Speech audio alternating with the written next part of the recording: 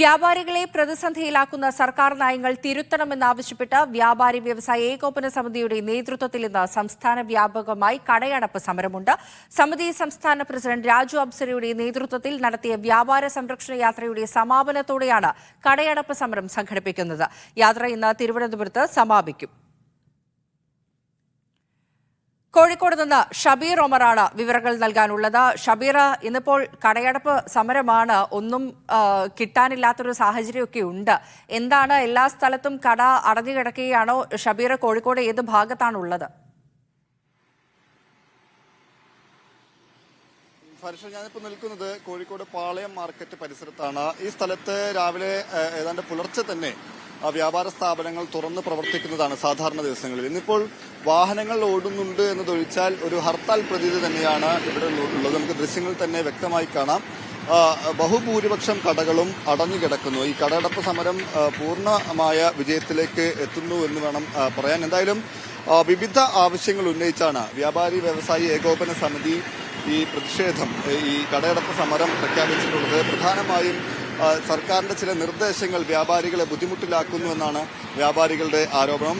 അതിൽ തന്നെ പ്രധാനമായി പറയുന്നത് പുതിയ ചട്ടപ്രകാരം സ്ഥാപനങ്ങൾ തുടങ്ങാൻ, ഈ വ്യാപാര സ്ഥാപനങ്ങൾ തുടങ്ങാൻ ലൈസൻസ് അനുവദിക്കണമെങ്കിൽ ആ കെട്ടിടത്തിൽ ശുചിമുറി വേണമെന്ന നിബന്ധന പറയുന്നുണ്ട്. ഒപ്പം തന്നെ ഈ വേസ്റ്റ് ബിന്നുകൾ പ്രത്യേകമായി തന്നെ 3ഓളം വേസ്റ്റ് ബിന്നുകൾ സ്ഥാപിക്കണം തുടങ്ങിയ നിർദ്ദേശങ്ങൾ ഇതുമായി ബന്ധപ്പെട്ടിട്ടുണ്ട്. ഒപ്പം തന്നെ GST നികുതി ഈടാക്കുന്നതുമായി ബന്ധപ്പെട്ട് തുടക്കത്തിൽ ചില പ്രശ്നങ്ങളുണ്ടായിരുന്നു. അത് വ്യാപാരികൾക്ക് അതേക്കുറിച്ച് ധാരണയില്ലാത്തതും ഒപ്പം തന്നെ അധികാരികളുടെ അധികൃതരുടെ ഭാഗത്തു നിന്ന് വന്ന വീഴ്ചയെ തുടർന്നും ഈ GST കൃത്യമായി അടക്കാൻ കഴിഞ്ഞിട്ടില്ല. അപ്പോൾ അതിന്റെ പേരിൽ വലിയ തരത്തിലുള്ള ഭീമമായ പിഴത്തുക ഈടാക്കുന്നുണ്ട്.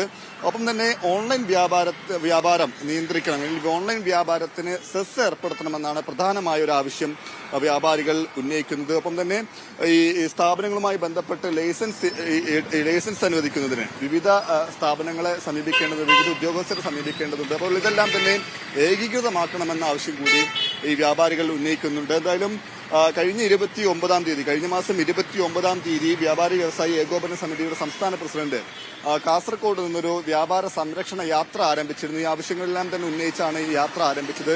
അതിന്നിപ്പോൾ തിരുവനന്തപുരത്ത് സമാപിക്കുകയാണ്. ഈ സമാപനത്തോടു കൂടി ഇതിനുശേഷം ഈ ആവശ്യങ്ങൾ ഉന്നയിച്ചുകൊണ്ട് മുഖ്യമന്ത്രിക്ക് നിവേദനം കൊടുക്കാനുമാണ് വ്യാപാരി വ്യവസായി ഏകോപന സമിതിയുടെ തീരുമാനം. 29ഓളം ആവശ്യങ്ങളാണ് ഈ നിവേദനത്തിൽ വ്യാപാരികൾ ഉന്നയിക്കുന്നത്. ഇതിനോടകം തന്നെ ഇവർ ഉന്നയിച്ചൊരു പ്രധാന ആവശ്യം സർക്കാർ തലത്തിൽ അനുകൂല നടപടി ഉണ്ടായിട്ടുണ്ട് എന്ന് വ്യാപാരികൾ തന്നെ സമ്മതിക്കുന്നുണ്ട്.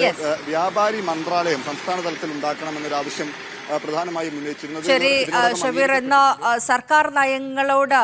സർക്കാർ നയങ്ങൾക്കെതിരെയാണ് വ്യാപാരികൾ ഇന്ന് കടയടപ്പ് സമരം നടത്തുന്നത്.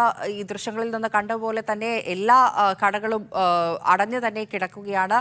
എന്തായാലും ഇന്നത്തെ ജനജീവിതത്തിനെ അത് ബാധിക്കും എന്നുള്ളത് തീർച്ചയാണ്. ഷബീർ ഒമർ കോഴിക്കോട് നിന്നാണ് വിവരങ്ങൾ നൽകിയത്.